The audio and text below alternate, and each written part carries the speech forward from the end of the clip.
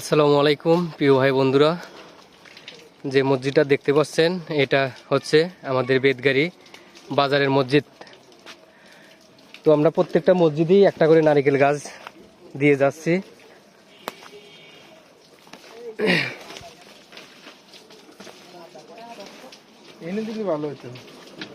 এটা কি আবার ওই যে এই গাছ নেই, একজন খোরো আর একজন মাটি তোলে।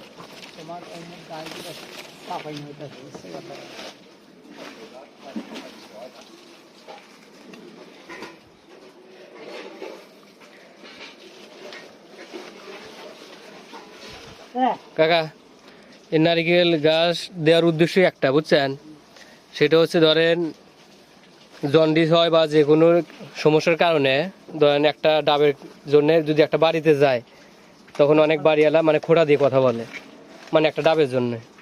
তো আমরা প্রত্যেকটা মসজিদে এই জন্যই দিতেছি যেন মসজিদের পক্ষ থেকে আপাতক বিপদক একটা করে যেন ডাব মানে উপকার করে একটা মানুষের জন্য।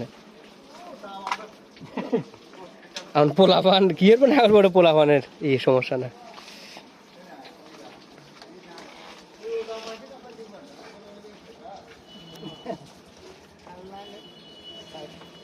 না, মাঝে মধ্যে একটা ডাবের জন্য অনেক ওইটা নেওয়া লাগে।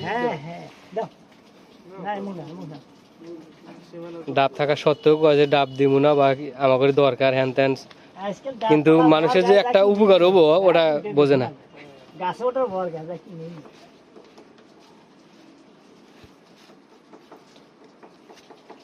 ছয়টা করে দাও নেপথন, গুঁড়ো করে দাও।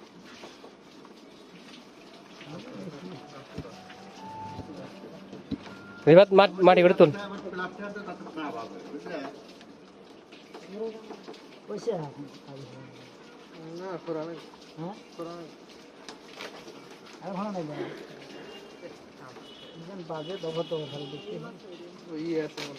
খালি নিচে যাও, নিচে যাও।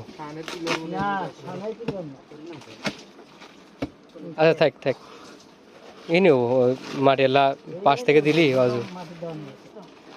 তাহলে কাকা যান, আপনি রাতে গাছটা নিচে দেন, দাও কাকার কাছে দাও গাছটা।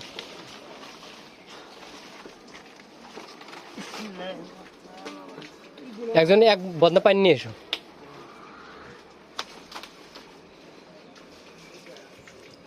ওটা নিচে লাই দেন আগে দাও, ওই গুঁড়ো করে দাও, মানে ওই যে ই পোহা টোহা জানে। হ্যাঁ,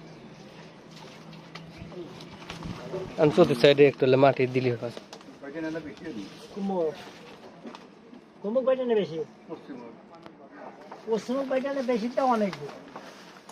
গাছ নারিকেল গাছ অমুক আগে দিলে আরো আগে যাবে, একটু উঠে উঠবে।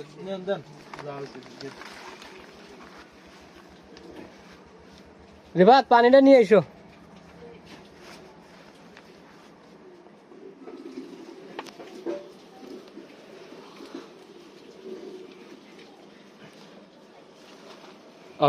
আমাদের ঈদগাহ মাঠে কিছু গাছ লাগাবো, বুঝছেন, ছায়ার জন্য। যেদিন গাছ নিয়ে আসি সবাই একটু থাকেন। ওই কৃষ্ণচূড়া আছে, মানে যেটা ছায়া দেয়, মানে দেখতে সুন্দর। বট গাছ, হ্যাঁ বট গাছ লাগানো, বট গাছ তো পাওয়া যায় না।